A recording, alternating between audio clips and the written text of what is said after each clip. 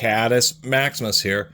This is a little video about these tools I've seen occasionally. Sometimes they have universal joints. These are ostensibly called plastic nipple extractors or broken PVC pipe extractors, as the photo shows. They're for primarily working with irrigation line, but you run in the PVC pipe in various places.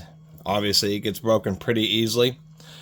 After doing some research online, these things are inconsistent. What ends up happening is either sometimes you have the pipe itself just ends up fracturing more and more when you try to use these, because they're just aluminum, and they're just like kind of like bolt extractors. They're tapered. They push into the end of the pipe grip, and then the T-handle is supposed to give you just enough extra leverage to twist the pipe out, essentially.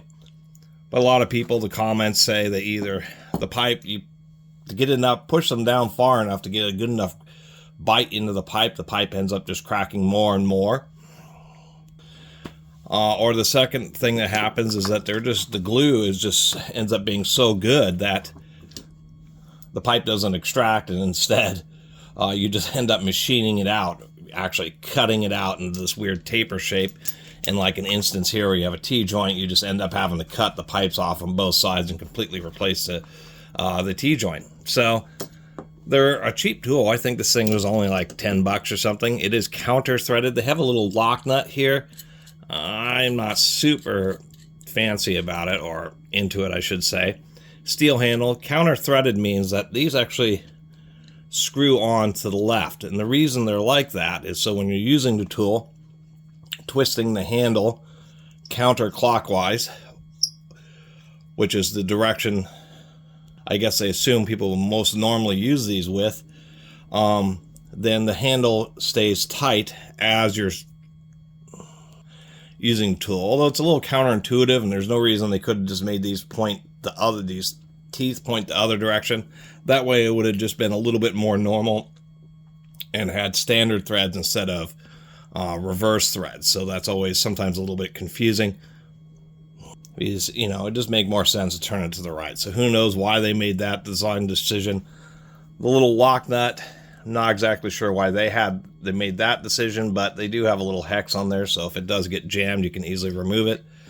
Would have been nice if they figured out something, a little clip, in order to, since you have two bits here, a little clip that would have made it easier to manage these. So, because obviously you have one of these bits floating around, and it's going to be pretty easy to lose. Of course, one's for 1/2 inch and one's for 3/4 inch pipe. So not a lot else to say about this little unit. Short little video, but if you're like me and never really understood, I've seen these at hardware store or at junk stores and stuff, and never really understood why on earth there would be a soft aluminum extractor, and that's what they're for. They're basically used for irrigation systems to attempt to remove broken PVC pipe, and when they work, but it seems about half the time the pipe just breaks apart further, or it's too stuck for one of these little devices to actually do its duty. If occasionally there is threaded, like in sprinkler heads, threaded pieces of PVC pipe, and sprinkler heads, I mean, that's the biggest use case for these, is sprinkler heads are always getting broken, is to attempt to extract the threaded portion of the pipe. So maybe they're a little bit more useful in that sense.